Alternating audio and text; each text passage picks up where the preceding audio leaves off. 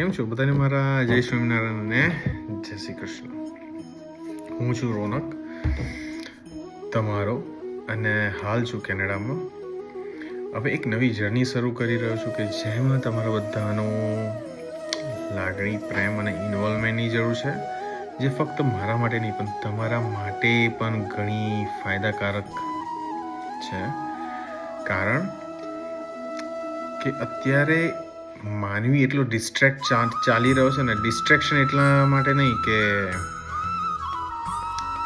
કોઈ તમને હેરાન કરે છે, પણ હા, એક વસ્તુ છે તમારી જોડે જેનાથી તમે મને જોઈ રહ્યા છો, ફોન, મોબાઈલ બધાને ડિસ્ટ્રેક્ટ કરે છે.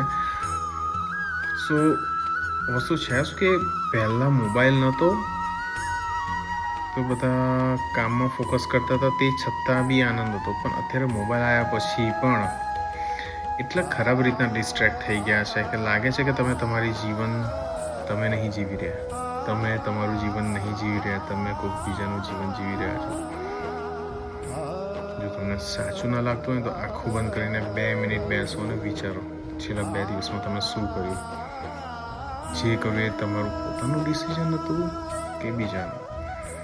તમે જે ખરીદી કરી, છેલ્લી 5 વસ્તુ જે તમે માર્કેટમાંથી લાયા એ વસ્તુ કાઢીને તમારી સામે મૂકો અને વિચારો કે એ વસ્તુ તમારી પોતાની ગમતી હતી કે પછી રીલમાં આવતી હતી એના બેસ પર તમે લીધી, કે પછી કપડાં હોય, બ્રશ હોય, કે પછી ફોન હોય, કે ગાડી હોય, રાઈટ, કે પછી ઘરના સોફાના કવર હોય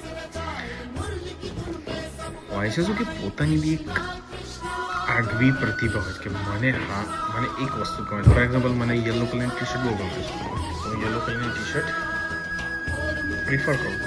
હવે એ વસ્તુ હું રીલમાંથી કોઈ પહેરે છે એના લઈને નહીં, મને ગમે છે એટલે